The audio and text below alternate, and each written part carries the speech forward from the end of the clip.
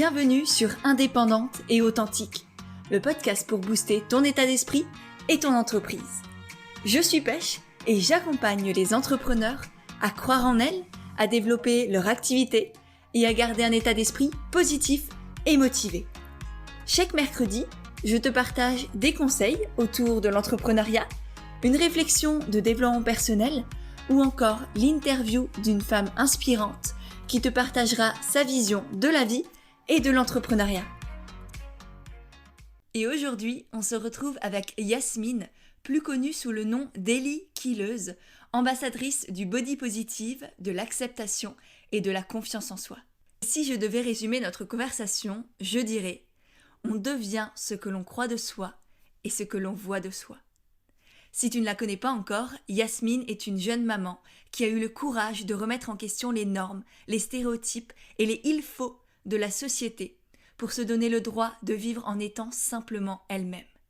Son parcours m'a énormément touchée et le courage qu'elle a de se montrer en toute authenticité et vulnérabilité sur les réseaux sociaux est une véritable source d'inspiration.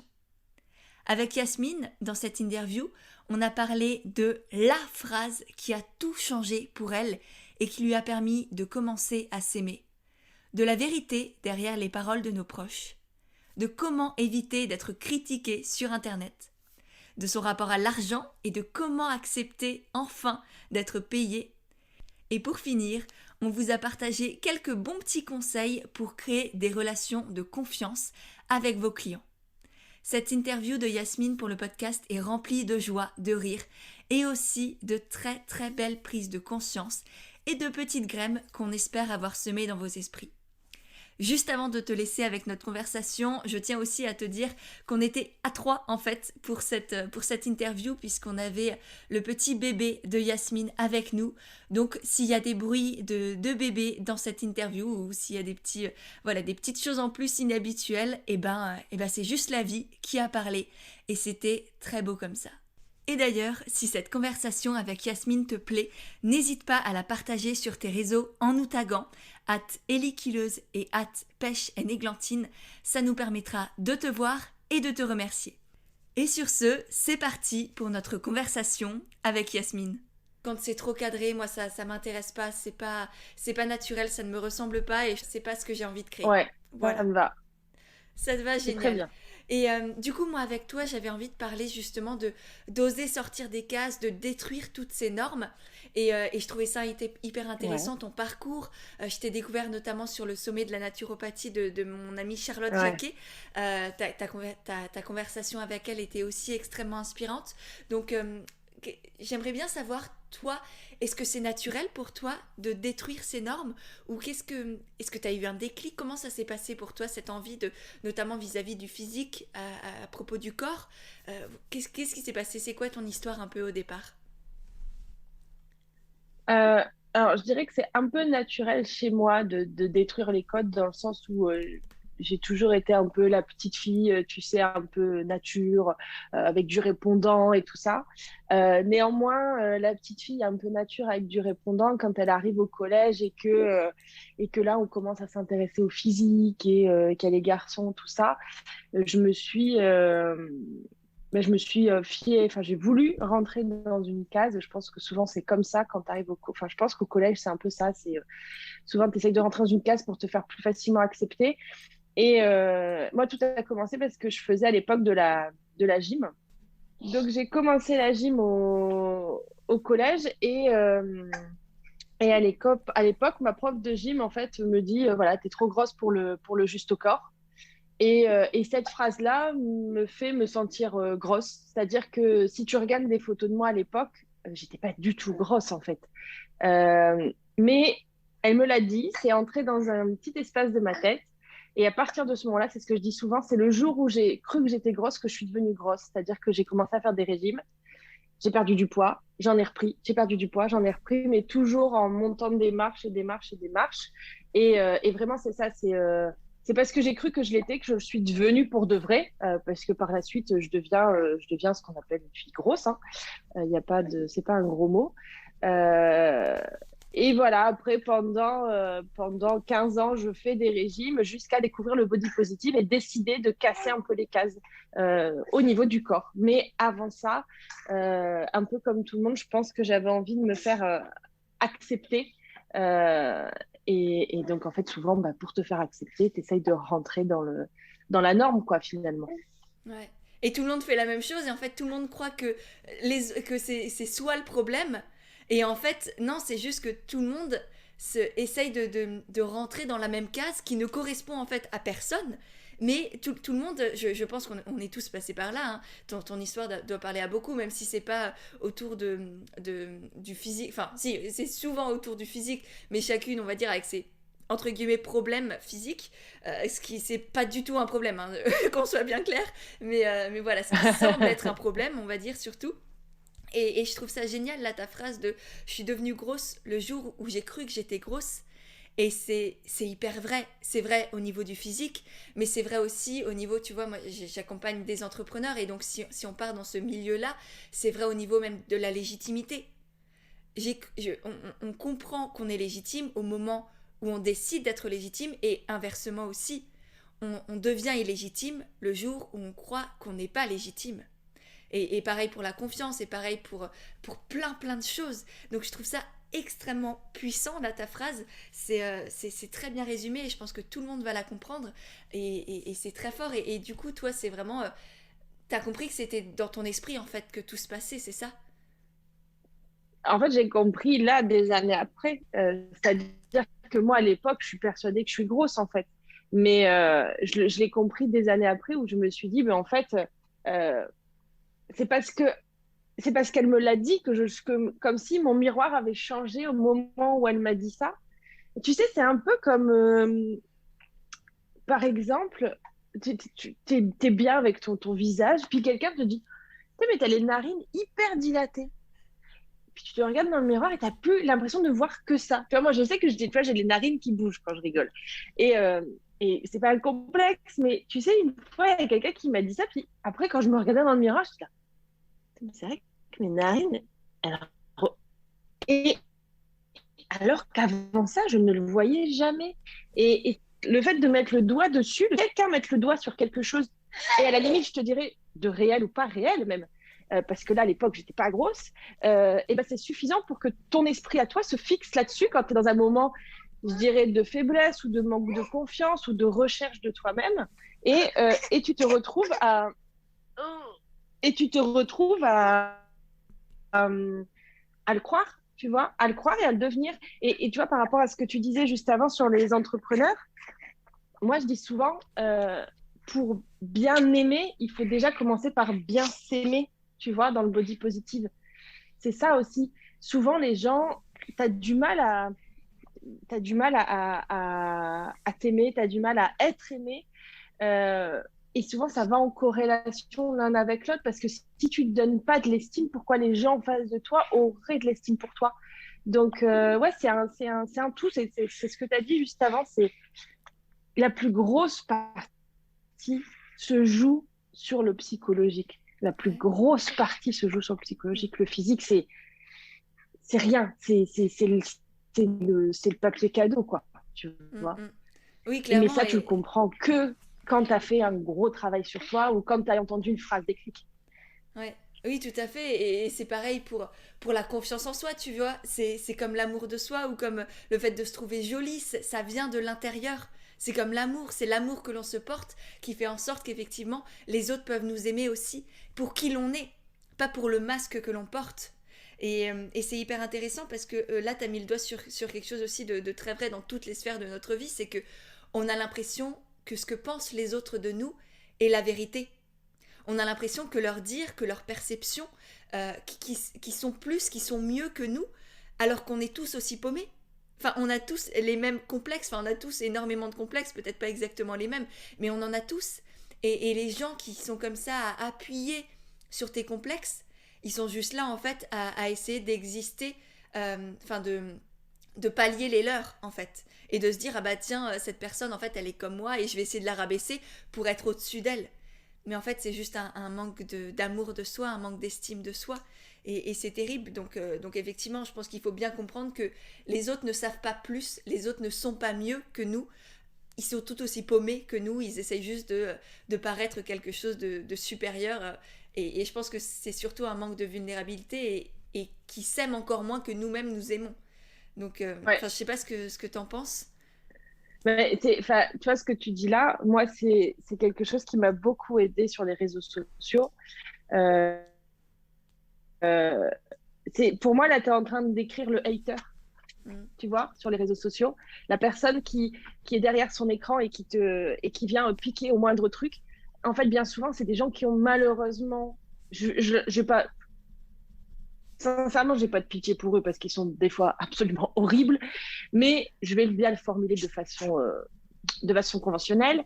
Et je vais dire, malheureusement pour eux, les haters, en fait, ils ont des vies pourries. Et donc, du coup, vu que leur vie, elle est pourrie, ils essayent de venir pourrir la tienne. Et c'est exactement ce que tu dis. C'est souvent, quand tu viens pointer du doigt les autres en face de toi, comme on dit, il y a un doigt vers toi et il y en a trois, enfin, il y a un doigt vers les autres et trois vers toi. C'est exactement ça, en fait. Quand tu pointes du doigt, en fait, c'est toi-même que tu pointes. Et ce que tu dis, c'est exactement ça. C'est l'hater. Et puis, tu te rends compte dans ta vie que ce que tu admires chez certains, eux ne l'acceptent pas ou admirent autre chose chez toi. Si on prenait juste le temps d'admirer ce qu'il y a d'important chez nous, d'admirer des choses chez nous au lieu de les admirer chez la voisine, on gagnerait tellement un temps fou, quoi. Ouais. Et de pouvoir aussi les admirer chez la voisine, mais pour elle, parce qu'on est Mais heureux pour oui, elle, pas dans un sens de jalousie ou d'envie ou de de je ne sais jalousie, quoi, c'est juste de comparaison. Ouais, se trouver merveilleuse et voir aussi toutes les autres personnes qui sont tout aussi merveilleuses que nous, différentes, mais ouais, tout à fait. on est tous Ouais. incroyables et c'est ouais, c'est effectivement hyper important. Et tu parlais là des haters, je sais que ça fait peur à beaucoup de personnes. Alors honnêtement, au début, quand on se lance, ça n'existe pas.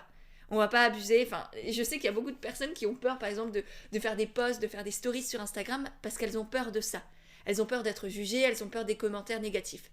Mais déjà, au début, je sais pas comment ça s'est passé pour toi, mais personnellement, au début, tout le monde s'en fout de toi. Oui, non, c'est ça. Les haters, moi, ils ont commencé à arriver, je pense, quand j'ai dû avoir 10 ou 15 000 abonnés, tu vois. Ils ont dû arriver à peu près à ce moment-là où on te voit un peu plus passer sur les feeds, où tu te fais taguer par-ci, par-là. Et donc, du coup, tu, tu commences à avoir un petit intérêt. Puis les haters, ce qui les intéresse, c'est d'avoir du public.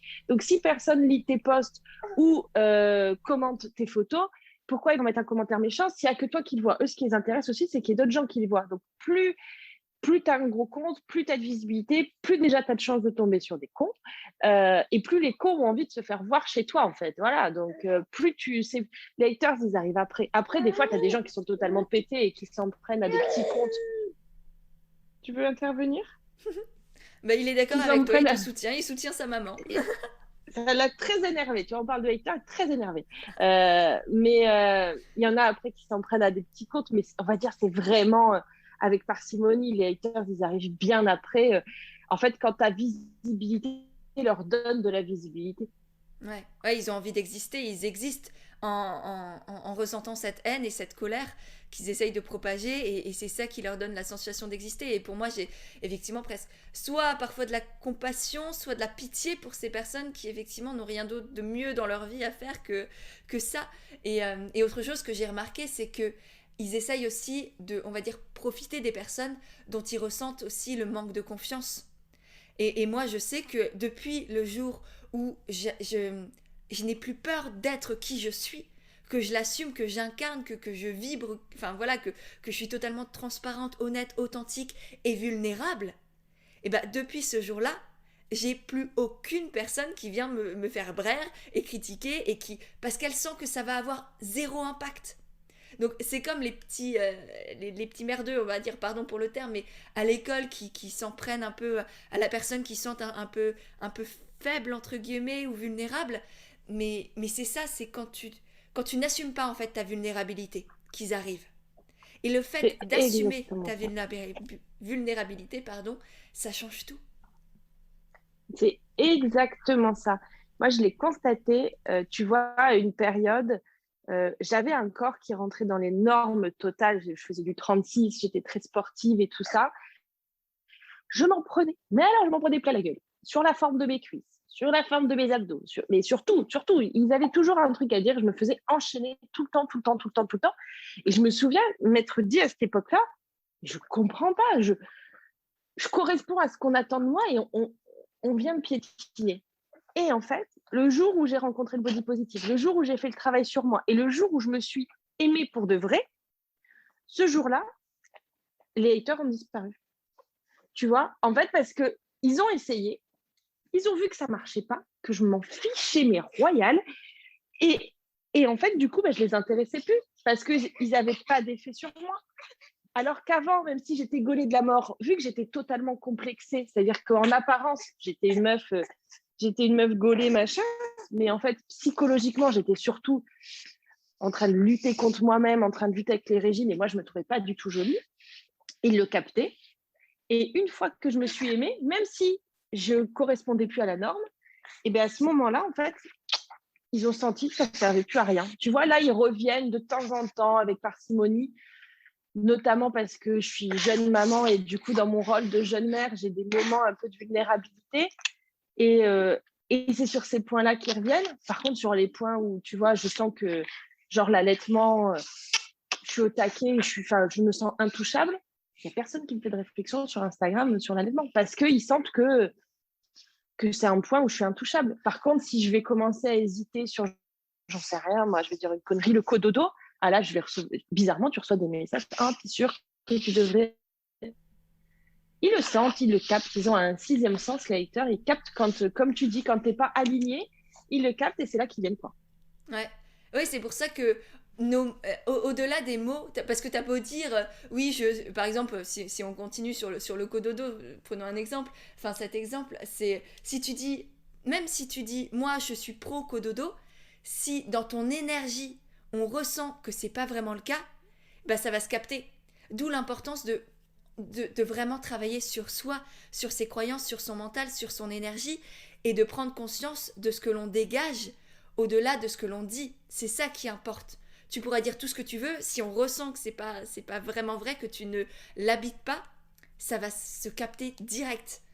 Donc c'est vraiment hyper important pour moi et c'est aussi hyper intéressant de travailler ça. Moi je vois en coaching, c'est la personne elle peut te dire oui j'ai confiance en moi, en mon projet et en fait toi tu ressens mais à 10 000 kilomètres que c'est pas vraiment le cas ou qu'elle est pas vraiment alignée, qu'il y a quelque chose qu'elle a fait, elle a juste fait copier-coller sans se poser la question. Et ça fonctionne pas. Ouais. Donc c'est vraiment hyper important de vraiment se demander est-ce que c'est juste pour moi là ce que je fais ou ce que je dis, est-ce que je le vibre et si c'est pas le cas, Ouais. c'est pas grave, c'est normal au début, on a besoin de douter pour pouvoir avancer. Pour trouver la solution ou faire son choix, on a besoin de douter, de se poser des questions. Mais après, voilà, c'est être honnête aussi avec soi-même. Ouais. Ouais. Et ça, C'est dur, c'est super compliqué. ouais. Mais tu disais avant, tu parlais de s'aimer vraiment.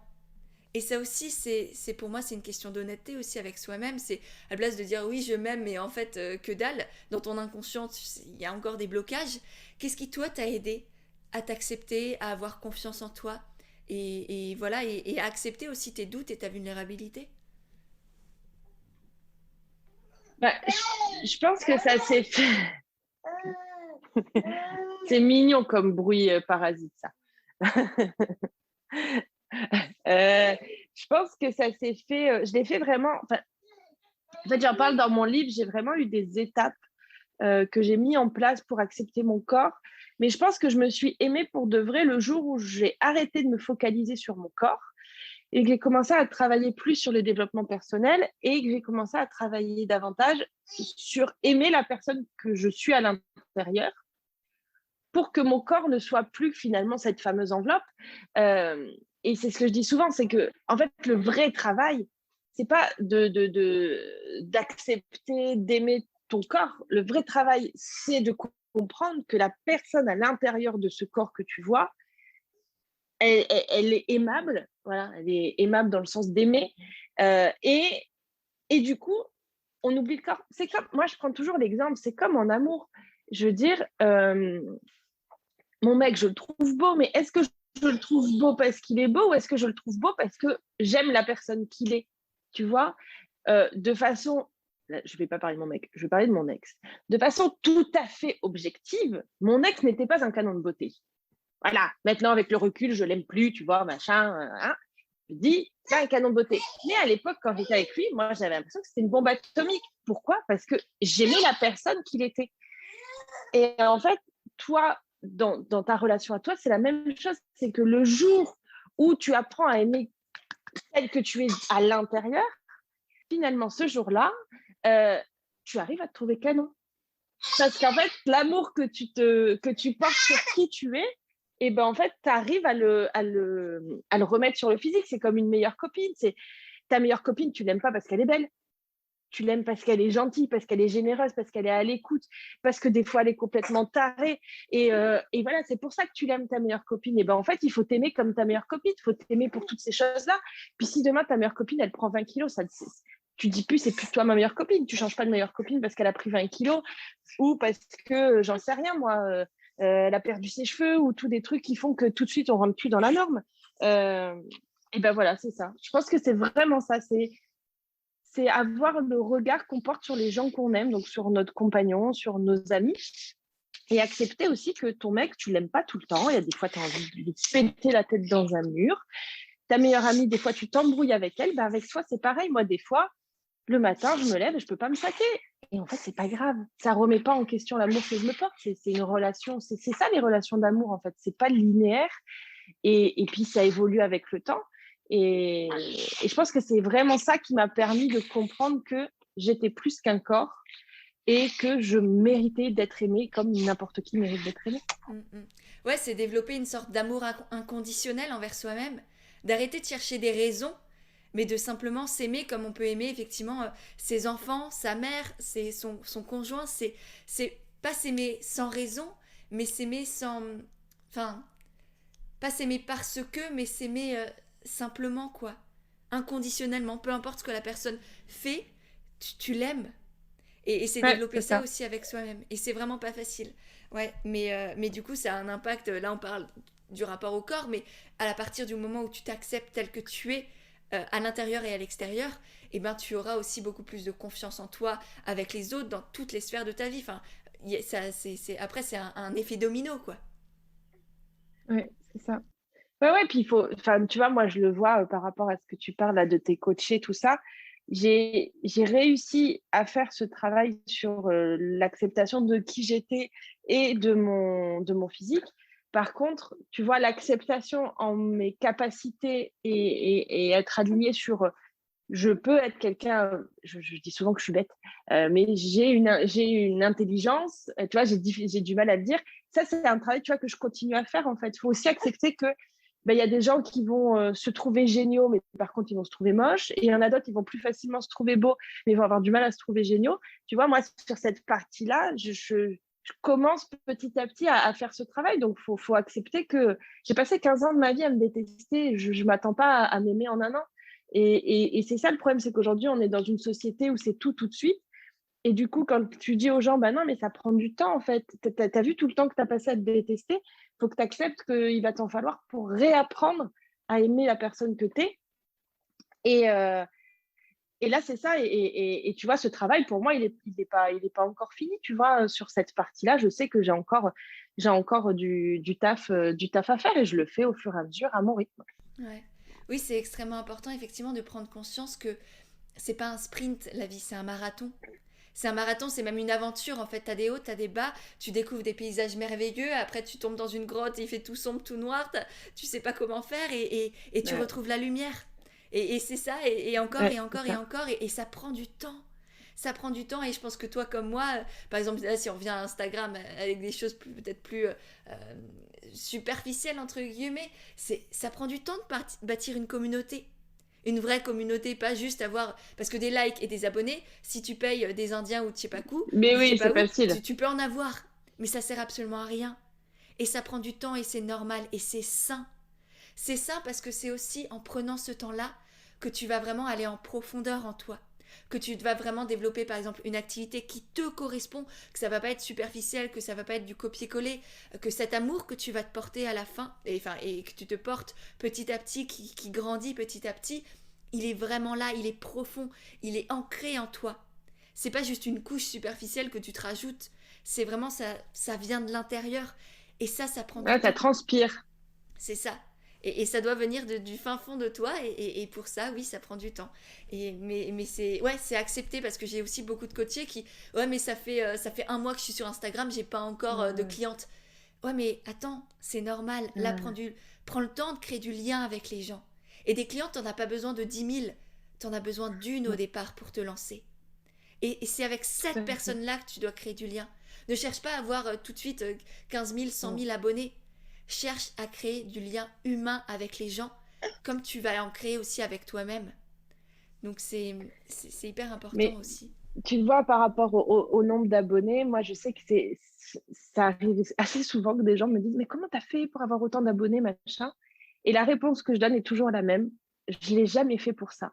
C'est-à-dire que j'ai toujours, au départ, quand je me suis lancée sur Instagram, c'était parce que je voulais, en fait, je voulais partager, je faisais des régimes et je voulais partager mes assiettes et en gros avoir du soutien et soutenir d'autres nanas qui faisaient régime. Petit à petit, ben, ça a gonflé. Euh, mais je ne l'ai jamais fait pour ça. C'est-à-dire que moi, je l'ai toujours fait pour le partage, je l'ai toujours fait pour l'entraide et je ne l'ai jamais fait pour le chiffre. Et je pense que ça, c'est exactement comme tu dis à tes coachés. Il ne faut pas créer un compte Instagram, même si c'est pour ton business. Il ne faut pas créer un compte Instagram dans le but d'avoir 10 000 abonnés, d'avoir le swipe up et machin. Il faut créer un compte Instagram parce que tu as un truc à dire, parce que tu as un truc à partager, parce que tu as une volonté de faire connaître, parce que tu te dis, voilà, mon concept, ma boutique, mon site ou que sais-je, il peut aider des gens, il a de l'importance, il doit exister et il y a des gens qui en ont besoin. Et je me mets sur Instagram pour le faire connaître, pour le développer. Et voilà. Et je pense que quand tu fais les choses comme ça avec le cœur et dans un but autre que je veux un gros chiffre, je veux plein de pognon et tout ça, tu as le droit de vouloir plein de pognon. Mais à la base de base, si tu le fais voilà, avec le cœur, les gens vont le ressentir. Et c'est pour ça aussi que tu arrives à grimper. Moi, je pense que c'est pour ça que j'ai réussi à grimper sur Instagram. C'est parce que j'ai toujours fait les choses comme je le ressentais, avec l'énergie que j'avais à l'instant T et avec la volonté de me dire, j'ai besoin de ce partage, j'ai besoin de cet échange et je me dis que ça fait du bien aussi. Et c'est vraiment ça qui fait que bah, ta communauté, elle like, elle commente, elle envoie des messages. Moi, je dis souvent, les gens trouvent que je les aide, mais moi, quand j'ai un problème, il y a toujours 150 000 personnes pour me répondre à la première occasion, pour m'aider quand je pose une question. Donc ouais, je pense que c'est important, et notamment toi dans ton travail, bah, que les gens comprennent que même si c'est du business, il faut le faire parce que tu as la volonté de te dire que c'est utile. Et c'est là où les gens le ressentent. Les gens le captent en fait. Quand c'est pour la thune, quand c'est fait avec le cœur, même s'il y a de la thune derrière. Mais si c'est fait avec le cœur, c'est pas pareil. Mm. Ouais, tout à fait. Et c'est le faire, et comme tu l'as si bien dit ou sous-entendu, c'est le faire pour les autres, mais aussi pour soi. Toi, tu avais besoin de partager. Ouais, Tu c'est ressentais un cette énergie échange. de partage. Et c'est vraiment, et ça aussi, c'est fondamental. Je pense que je le répète dans tous mes podcasts, mais au moins le message passe. C'est de faire aussi les choses pour soi. D'arrêter de Ouais. vouloir dédier sa vie aux autres et de vivre aussi pour soi, Mm. par soi et en soi. Et bien sûr pour les autres aussi, et d'avoir cette volonté, d'avoir. Je suis la première à vouloir aider et à vouloir voilà, avoir un impact sur les autres et sur le monde. Mais je le fais aussi pour moi. Et on va pas se mentir, Mais ça oui, fait du bien et c'est nécessaire même. mais, Parce que, mais bien sûr, quand tu aides les gens, tu t'aides toi-même aussi. Tu te fais du bien à toi-même, en fait. Il n'y a pas de honte, comme tu dis, à dire. De toute façon, le partage, c'est les deux. C'est-à-dire que quand tu partages, tu partages, tu reçois, en fait. C'est ça le partage, c'est un échange. Donc, bien sûr, tu peux faire les choses de façon très altruiste pour les autres, mais en soi, ça t'apporte au minimum une satisfaction personnelle. ouais. Voilà. Et en fait, Et on aime cette satisfaction. ouais, oui, c'est ça. Et là, je trouve que souvent, quand les gens disent, ouais, mais moi, mon seul besoin, ma seule élan, mon seul élan de vie, pardon, c'est d'aider les autres. Mais en fait, c'est ton ego qui parle. C'est ton ego qui veut exister et qui a l'impression d'exister uniquement s'il aide les autres. Mais en fait, on a le droit c'est un droit de naissance que d'exister, d'avoir ta place sur Terre. Tu n'as pas à la mériter, tu n'as pas à prouver quoi que ce soit à qui que ce soit. Tu as juste à être. Et là, c'est vraiment, c'est ton ego qui veut juste exister, qui veut se rendre Oui. indispensable. Mais t'es qui pour être indispensable? Donc là, on a l'impression de ne pas avoir d'ego. Et en fait, il est tellement surdimensionné qu'il prend toute la place et qu'on ne le voit même plus. Donc c'est vraiment Ouais, un c'est équilibre à exactement trouver ça. avec tout ça. Et tout à l'heure, tu parlais d'argent. Alors, je ne sais pas si c'est un sujet tabou pour toi, j'ai l'impression, peut-être pas, tu vas me dire, et sinon, on Vas-y. coupera. Mais est-ce que toi, tu gagnes de l'argent, par exemple, grâce à Instagram? Oui, alors je gagne. Alors ça a été un gros problème, tu vois, pour moi justement. Hem, C'est-à-dire qu'aujourd'hui, il y a beaucoup de gens qui gagnent de l'argent assez vite sur les réseaux sociaux. Tu as même les micro-instagrammeurs, les micro-influenceurs, donc à moins de 10 000, qui arrivent à gagner de l'argent. J'ai toujours eu du mal avec cette notion d'être payée parce que si tu veux justement, j'étais tellement dans le truc de: «Je partage, je donne de moi, je fais ça pour aider les autres».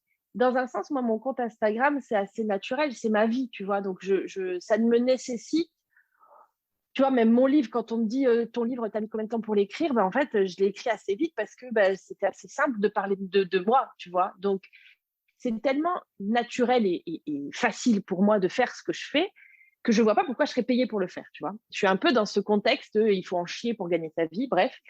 Et en plus de ça, moi, je travaille, alors là, je suis en congé sabbatique pour mon fils, mais je travaille dans une banque. Donc, j'ai toujours eu ce côté un peu, oui, c'est bon, je gagne de l'argent, enfin, j'ai mon job dans la banque à côté, je peux faire gratuit, quoi. Et en fait, ça fait que depuis, ça fait 2, 3 ans que je gagne un peu d'argent, mais que je gagne mieux, c'est que depuis septembre où j'ai décidé enfin de m'entourer avec une agent qui du coup gère mes collaborations. Le hasard a bien fait les choses. Et j'ai rencontré Dina. Mais sinon, si tu veux, avant, je pouvais faire un trimestre entier à 0 € alors que j'aurais fait plein de partenariats, hein. Mais en fait, limite, il y a même des fois où il y a des gens qui m'ont dit, si tu veux, on peut te payer avec l'affiliation, tout ça. Je dis là, non, non, mais donne-moi des produits, c'est bon. Non, tu sais, moi, je travaille à côté, j'en ai pas besoin.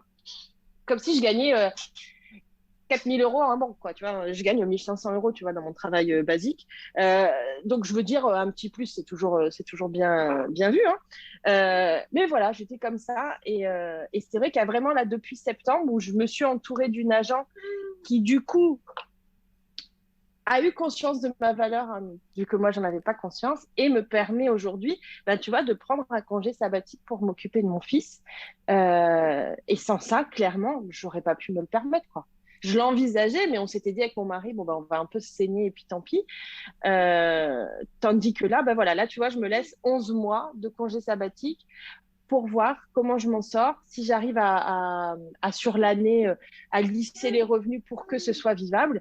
Et si c'est vivable, et ben pourquoi pas prolonger encore derrière, quoi. Ouais. Mais voilà, c'est vraiment les prémices là depuis septembre où je peux dire oui, je vis d'Instagram depuis septembre. Mais c'est génial et je trouve ça beau. Et effectivement, cette croyance de il faut travailler dur pour gagner sa vie, entre guillemets, qui est une expression que je déteste au plus haut point, parce que on n'a pas à gagner sa vie. C'est pas une course, c'est pas un combat, t'as rien à prouver. Donc t'as pas à gagner ta vie, ni à la perdre d'ailleurs, parce que gagner sa vie, ça veut dire qu'on pourrait potentiellement la perdre. Donc non.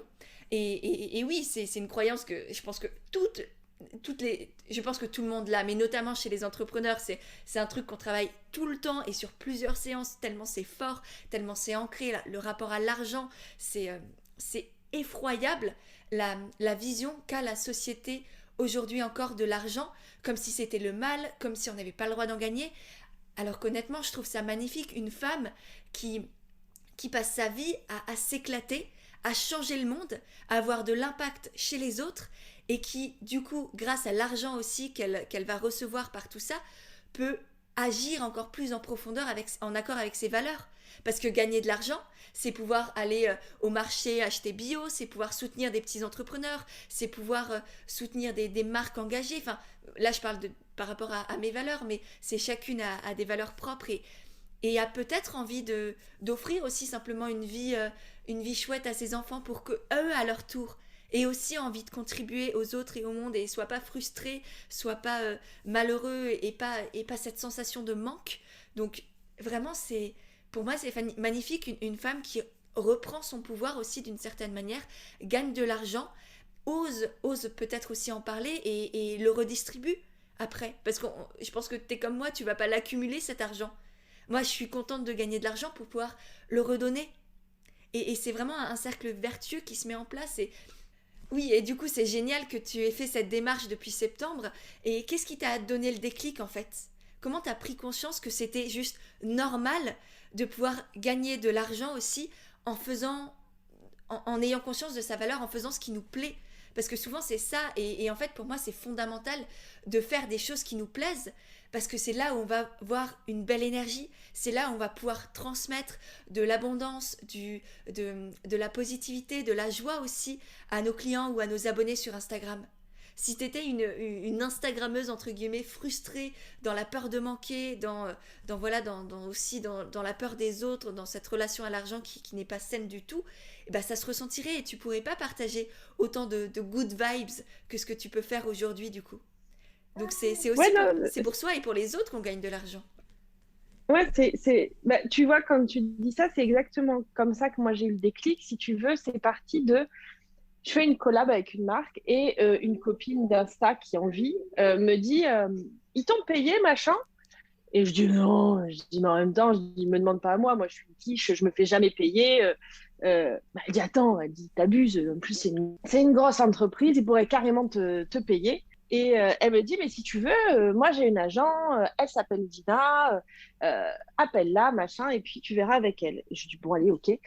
Et en vrai, moi, il y a deux choses qui m'ont fait le déclic. La première, c'est la flemme. C'est-à-dire que moi, comme je dis souvent, j'ai un gros ratio envie-flemme assez important. C'est-à-dire qu'avant de faire un truc, je me dis, OK, mon ratio flemme, il est comment là? Est-ce que ça vaut le coup ou pas? Et je me suis dit, tiens, quelqu'un qui va gérer mes mails, quelqu'un qui va gérer répondre aux marques. Mais c'est génial, moi, je mets 6 mois à répondre aux marques. En plus, j'allais accoucher. Donc, j'étais là, mais ouais, avec mon fils, je vais galérer. Je me dis, bon, oh, tiens, quelqu'un qui peut gérer cette partie-là. Si en plus, ça peut me faire gagner un peu d'argent, allez, ok, cool. Et le deuxième truc, ça a été de comprendre que le fait que je ne me fasse pas payer, j'ai compris surtout que je faisais du tort aux autres nanas. C'est-à-dire qu'en dévalorisant mon propre travail, en fait, je dévalorisais le leur parce que les marques, du coup, elles se disaient pourquoi payer un tel alors que Yasmine, elle va le faire gratos, quoi.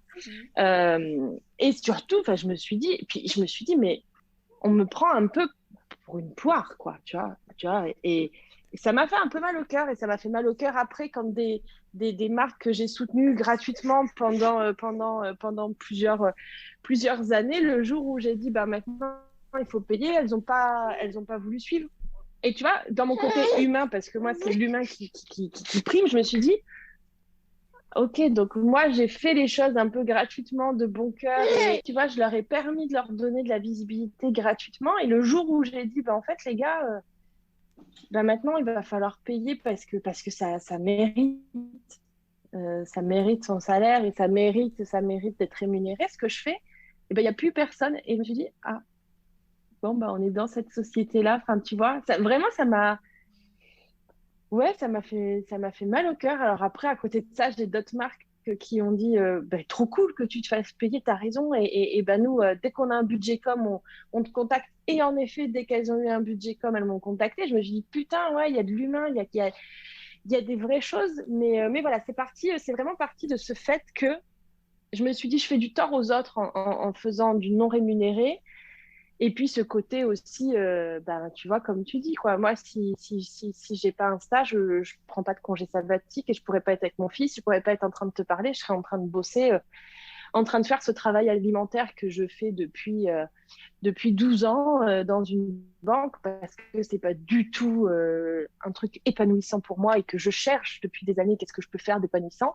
Ben, je serais encore en train de le faire là à l'heure où je te parle et j'irai chercher mon fils à 18h à la crèche totalement déprimée, quoi. Ouais. Et là, tu lui donnes un merveilleux exemple d'une maman qui croit en elle, qui se donne les Ouais, moyens, qui prend conscience de sa valeur aussi. Et ça, c'est hyper ouais. important. Et j'ai plein de coachés qui sont aussi mamans. Et je leur dis, mais en fait, c'est le plus beau cadeau que vous pouvez faire à vos enfants Mhm. aussi, de vous dire oui, de rejoindre par exemple un coaching, de faire une formation, de devenir entrepreneur et de croire en vous, en fait, d'aller au bout de vos rêves. Parce que c'est pas avec des jouets qui vont grandir ces gosses. C'est en ayant, enfin, bien sûr, des jouets c'est cool, mais c'est avoir des modèles parentaux d'épanouissement, j'allais dire de réussite, mais de réussite personnelle, hein, pas au niveau de la... Parce que la société Ouais. veut nous faire croire comme étant la réussite, mais vraiment des modèles parentaux de, voilà, d'hommes et de femmes qui sont heureux, qui sont épanouis, qui croient en eux, qui veulent voilà, déplacer des montagnes. C'est de ça dont les enfants ils ont besoin. Donc c'est à la fois pour toi et pour eux Ouais. que tu as le droit de gagner de l'argent. Ouais. Ouais, c'est exactement ça. Et puis, comme tu dis, quand tu es épanoui, enfin, ton enfant le ressent et voilà. Et je pense qu'aujourd'hui, Yael, ben, même s'il est trop petit pour le dire, c'est beaucoup plus agréable pour lui d'avoir une maman qui est heureuse dans ce qu'elle fait et puis qui peut être avec lui qu'avant où je serais partie bosser les pieds de plomb, je l'aurais déposé le matin les pieds de plomb, je l'aurais récupéré le soir déprimé et fatigué. Donc ouais, c'est. Puis surtout quand tu as un enfant, du coup, tu te dis, bah, faudrait peut-être que je commence à me sortir un peu le doigt du cul, tu vois, Mm. clairement. Enfin, moi, Yael a été un déclic pour plein de choses et notamment pour ça. Si j'avais pas eu Yael, je pense que je serais encore au même stade. Ouais. Et ben merci Yael. Rien que pour ça aussi. C'est clair. Et je voulais revenir aussi à ces clients-là qui certains t'ont tourné le dos et d'autres qui ont dit mais oui c'est génial. Et je trouve ça hyper intéressant parce qu'effectivement, d'une part, c'est essentiel de choisir ses clients. Parce que tu sors là d'une énergie de peur, parce que souvent on se lance dans l'entrepreneuriat par exemple, on a peur de manquer de clients, on a peur de manquer d'argent et du coup on dit oui à tout et n'importe qui. Et en fait, on attire à soi des personnes qui sont aussi attirées par cette énergie que l'on dégage. Et donc quand on est dans une énergie de dévalorisation, de peur de manquer, de peur d'être jugé par les autres, eh ben on attire à soi des personnes qui vont qui vont utiliser cette énergie-là pour comme tu dis, nous prendre pour une bonne poire. Alors que quand on prend conscience de sa valeur, quand on accepte d'avoir de l'impact et que ça a vraiment de la valeur, et notamment financière, parce qu'aujourd'hui, bah c'est comme ça un peu qu'on donne de la valeur aux choses, eh bien, tu attires à toi aussi des personnes qui ont conscience de leur valeur, qui ont envie d'avancer, qui ont envie ouais, d'avoir du sens dans leur vie. Donc rien que pour ça, choisir ses clients, ne pas dire oui à tout et n'importe quoi, mais vraiment être bien dans ses baskets, être droit dans ses bottes, comme on dit, eh bien c'est pour soi et pour ses marques aussi et pour ses clients en règle générale. Oui, puis comme tu dis, tu vois, moi, c'était un truc qui me faisait un peu peur, c'est que avant, quand j'avais mon travail, je me disais, bon, bah, l'avantage, c'est que j'ai mon travail qui paye mon loyer.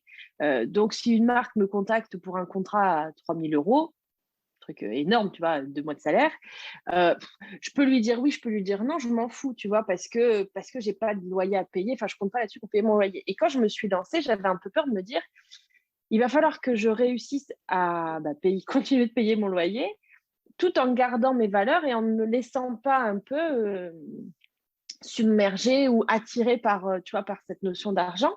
Mais ça, je pense que c'est à l'intérieur de toi, tu l'as ou tu l'as pas. Euh, et tu vois, bah, parce que c'est une question de valeurs, et ça, les valeurs, c'est personnel et chacun les met où il veut les mettre. Et non, et en fait, tu vois, j'ai testé des produits, je me suis dit, mais c'est de la daube. Le contrat était payé 3 500 euros. J'ai dit à Dina, bah non, on ne le fait pas, tu vois. Et en effet, je sens que petit à petit, j'accepte quasiment tout parce que tout correspond à mes valeurs, alors qu'au début, quand je me suis lancée, il y avait des trucs qui c'était what the fuck où je disais non direct ou alors je testais puis après je me disais non non ça va pas du tout ça. Euh, et je me dis bah en fait non en fait ça c'est fluide, c'est agréable aussi parce que les clients sont satisfaits aussi et du coup reviennent. Et donc si tu veux moi au niveau des marques, j'ai des marques là, j'en ai plusieurs avec qui je travaille sur le long terme. Donc c'est pareil, je pense même, si on met ça sur le truc d'un magasin ou quoi que ce soit, ou d'une entreprise, quelle qu'elle soit, qu'est-ce qu'il y a de plus agréable que quelqu'un qui revient? Enfin, tu vois, tu t'en fous des one shots. Les one shots, ça va te donner un billet, on s'en fout. Qu'est-ce que c'est agréable, moi, quand une marque me dit: «C'était génial de travailler avec toi, on remet ça dans quelques mois» ou «La prochaine campagne, on pense à toi». Et tu te dis: «Ah cool!» Enfin, tu vois? Moi, le mec qui paye 5 000 € pour, un one shot, il m'intéresse beaucoup moins que la personne qui va payer 3 000 €, je sais rien moi, pour trois stories ou pour, tu vois, pour, 3 collaborations, on va dire. Parce que, bah, je me dis: «Putain, c'est cool quoi». C'est quelqu'un qui a apprécié ce que j'ai fait, qui revient et ça, je pense que c'est ça qui est le plus intéressant, c'est le fait de dire, ben, aussi dans ce travail-là, dans l'influence, on peut fidéliser, les marques quand on bosse bien, quand on est juste. Et puis par rapport à ce que tu disais dans le choix des clients, je pense qu'il y a un truc qui est aussi très important, c'est que toi, en tant que client, tu ne veux pas non plus être associé à d'autres personnes, tu vois? Par exemple, dans le cas de l'influence, il y a des marques où les produits, je me dis: «Boh, ça a pas l'air trop mal», mais vu qu'ils travaillent avec certaines personnes, ça m'est arrivé de refuser juste pour ça, parce que je me dis: «C'est dommage», parce que le produit me plaît, hem, mais en même temps, j'ai pas envie d'être associée avec tel ou tel profil, donc je vais dire non. Et je pense que ça aussi, c'est intéressant parce que les marques, elles aussi, elles ont pas forcément envie d'être si je par exemple, je travaillais avec des marques de dropshipping, les marketing avec qui je travaille arrêteraient de travailler avec moi parce qu'elles se diraient: «Je veux pas être associée à des marques de merde», voilà. Donc ouais, comme tu dis, c'est important d'avoir le choix et de choisir, en ton âme et conscience avec tes valeurs, les gens avec qui tu travailles. Voilà, que ce soit dans un sens ou dans un autre. Ouais. Je pense que c'est même pas avoir le choix, c'est se donner le choix. Parce Oui, que tu vois, ouais, on peut se dire, par de exemple, prendre. si je reprends hein, les entrepreneurs, c'est on peut se dire, mais en fait, j'ai pas le choix dans mes clients, je peux pas choisir mes clients. Mais en fait, si, à partir du moment où tu décides que tu peux choisir tes clients, tu vas Mmh. choisir tes clients. Et moi, aujourd'hui, mes clientes, elles sont aussi hyper en phase avec qui je suis et avec ce que j'ai envie de leur apporter. Parce que c'est notamment au niveau de la communication, si tu gères bien ta communication, que tu te fais connaître en étant intègre, en étant aligné, en étant authentique, enfin en étant en accord avec tes valeurs tout simplement, et bah tu vas aussi attirer à toi des personnes qui sont alignées avec ça, et du coup ce sera des clients parfaits. C'est comme ce que tu disais tout à l'heure, et c'est aussi du coup créer une relation de confiance avec tes clients. Et ça nécessite d'avoir confiance un minima en soi aussi. Parce que si toi, tu n'as pas confiance en soi, on revient à ce qu'on disait tout à l'heure, mais si toi-même, tu n'as pas confiance en toi, les autres ne te feront pas confiance non plus. Et ça va se ressentir et ça va être, par exemple, pour toi du one-shot ou des micro-prestations où la personne, elle va chercher des codes promo, elle va chercher « Ouais, mais tu sais, c'est un mois compliqué, patati patata. » Ok, certes, mais t'as pas à remettre en question ma valeur, en fait. C'est te manquer de respect. Par exemple, moi, je dis souvent aux personnes qui... Ça m'est arrivé une fois. Donc j'ai dit souvent, mais non, c'est pas le cas. Ça m'est arrivé une fois, une personne qui m'a dit ouais, est-ce que tu fais des réductions sur la formation ou le coaching, je sais plus ce que c'était. Et je lui ai dit mais non, mais par respect pour toi en fait, je vais te dire non. Parce que tu n'as pas à acheter des produits au rabais. Tu vaux beaucoup plus que ça. Ouais, c'est ça. Tu as une immense valeur. Et moi, c'est hors de question que je te vende quelque chose au rabais parce que ça va signifier que tu ne te donnes pas la valeur que tu mérites.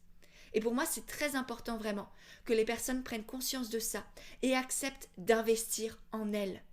Vraiment, parce que rien que le fait de payer une certaine somme, eh ben, c'est la personne qui, dans son inconscient, se dit j'ai de la valeur, je crois en moi et je vais réussir. Et ça, c'est vital pour moi en tant que coach. C'est le premier, en fait, c'est le premier conseil de coach que je leur donne. C'est quand elles cliquent sur valider le paiement et qu'elles se donnent ce cadeau. Et à elles-mêmes, mais aussi à leurs proches. Comme on disait, ça va avoir un impact sur leurs enfants, sur leur famille, sur leurs conjoints, sur leurs abonnés, sur leurs clients. Donc, c'est un cadeau pour le monde qu'elles font là en se disant oui.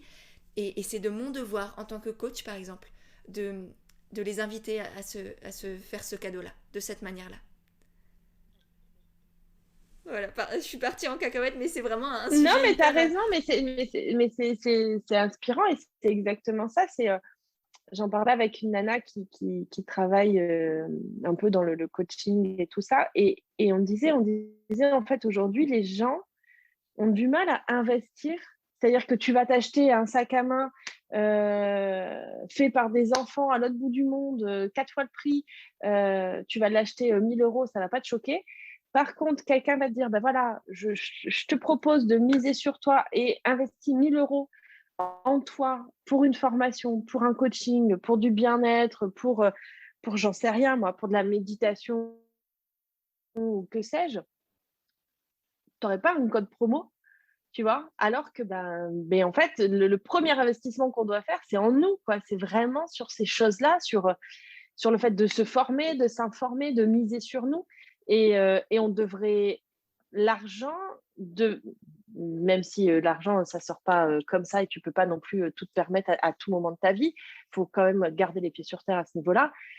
Mais en tout cas, si tu as le choix entre payer 1 000 € pour, une formation et payer 1 000 € pour un sac à main, si tu as les moyens de te payer un sac à main 1 000 €, tu devrais pas te poser la question de mettre 1 000 € pour te former, en fait. Et c'est ça le problème aujourd'hui, c'est qu'on va mettre plus facilement 1 000 € dans une paire de chaussures, un sac à main ou une PlayStation de je sais pas quoi. Mais par contre, on va te dire, 1 000 € pour apprendre à croire en toi, ah, c'est cher. Mais alors ça, c'est toute la vie en fait, tu vois. C'est genre, c'est l'investissement de ta vie. Le sac, dans 6 mois, la couleur, elle est plus à la mode, t'en veux plus, tu le revends sur Vinted, moitié du prix, quoi. Donc, non. Donc, ouais, c'est important de le rappeler. T'as raison. Ouais. Et c'est vraiment, tu vois, le sac pour moi c'est plus une dépense qui va être consommée, on va dire, au fur et à mesure, Oui, alors ouais. qu'un C'est investissement un dans une investissement. formation, dans Mm. un coaching, dans voilà, même un investissement immobilier, on va dire, ça t'apporte beaucoup plus que la somme payée en fin de compte.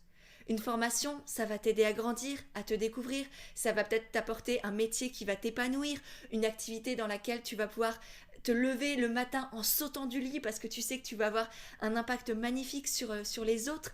Donc c'est un investissement, ça t'apporte beaucoup plus que juste la somme dépensée, ça te change au niveau personnel, au niveau humain, au niveau professionnel. C'est ça qui est merveilleux. Et moi aujourd'hui, je peux mettre des milliers d'euros dans des formations, dans des coachings, dans des choses comme ça.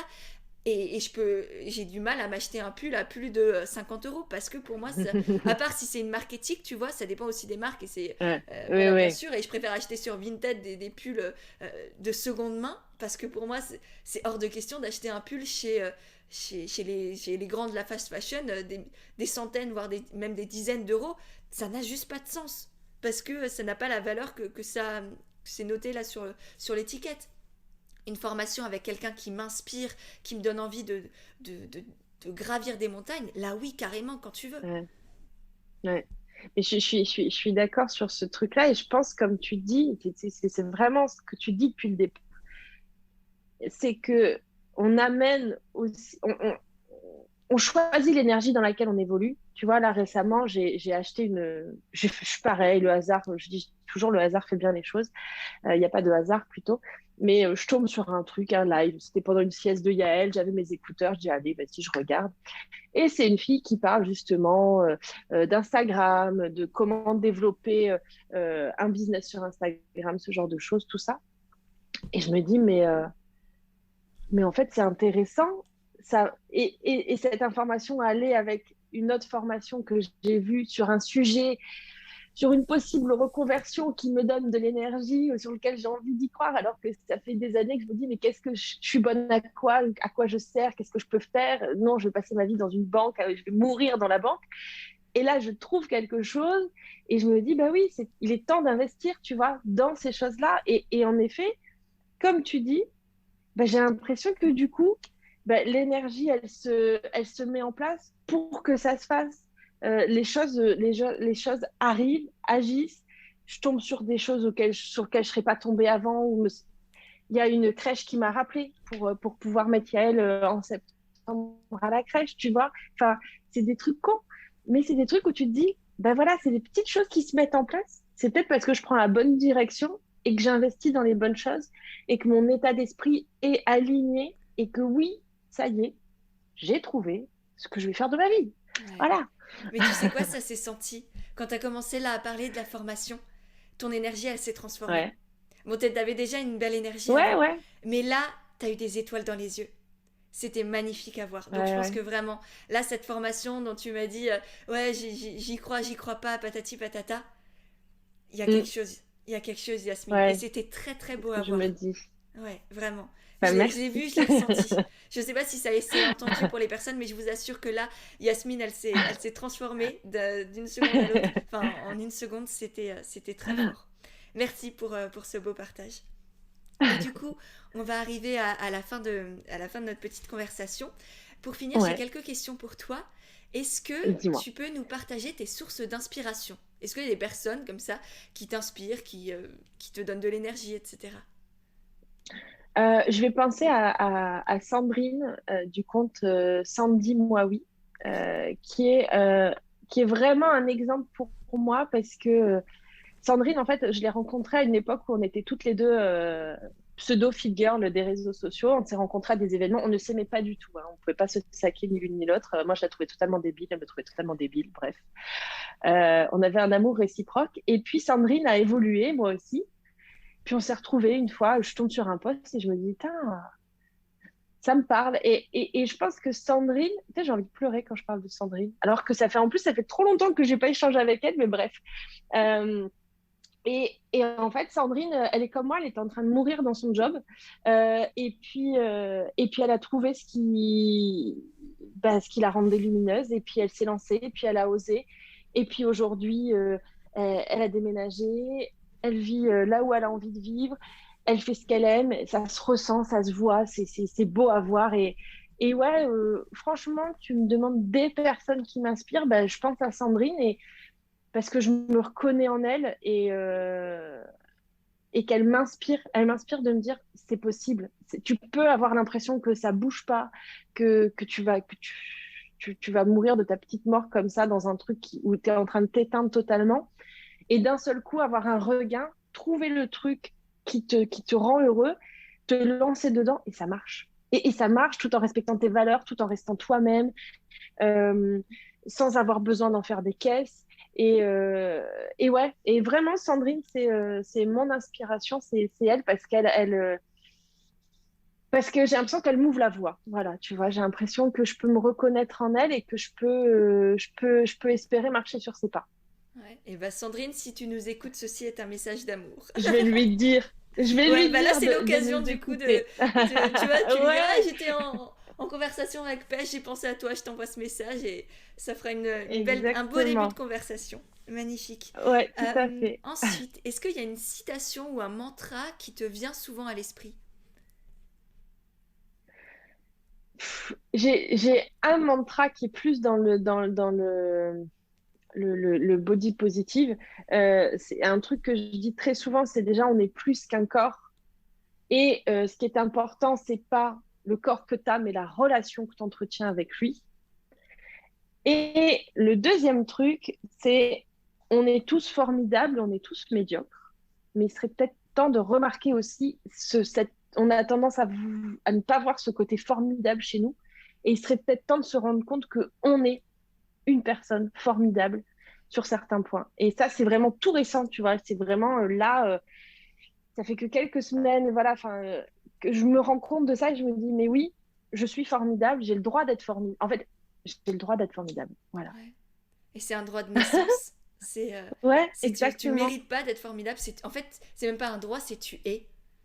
Oui, voilà, c'est Tu ça. es, tout simplement. J'ai le droit d'être et puis j'ai le droit de le reconnaître parce qu'on est dans une société où c'est un peu mal vu de dire je m'aime, je me trouve beau et je me trouve formidable. Mais en fait, non, on ne devrait pas nous inculquer ça. On devrait au contraire nous inculquer qu'on doit être notre premier fan et que si chacun était fan de lui, je pense que le monde tournerait beaucoup plus rond que ce qu'il est aujourd'hui parce que on serait des personnes illuminées et pas des personnes éteintes qui se sentent obligées de marcher sur les autres pour gravir des échelons, quoi. On n'aurait Ouais, pas besoin de ça, on tendrait des mains au lieu de marcher sur les gens.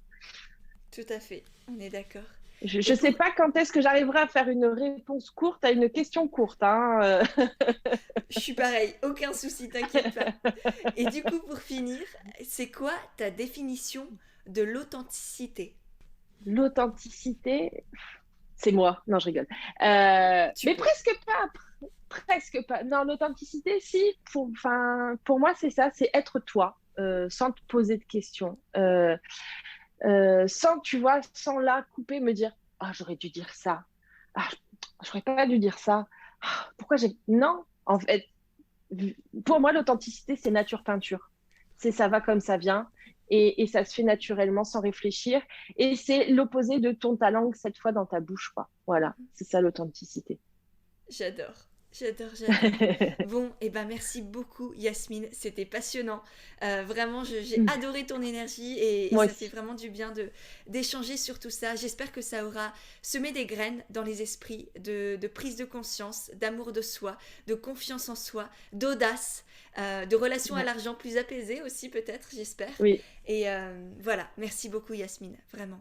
Mais merci à toi, c'était réciproque et c'était vraiment super intéressant et tu as au long de cette conversation planté des graines chez moi.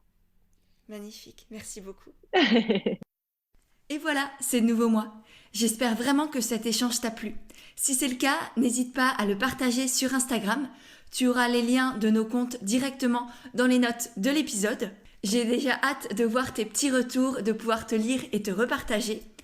Et si jamais toi aussi tu veux entreprendre en restant toi-même et aligné avec tes valeurs, je t'ai créé tout un guide gratuit pour entreprendre avec authenticité et naturel.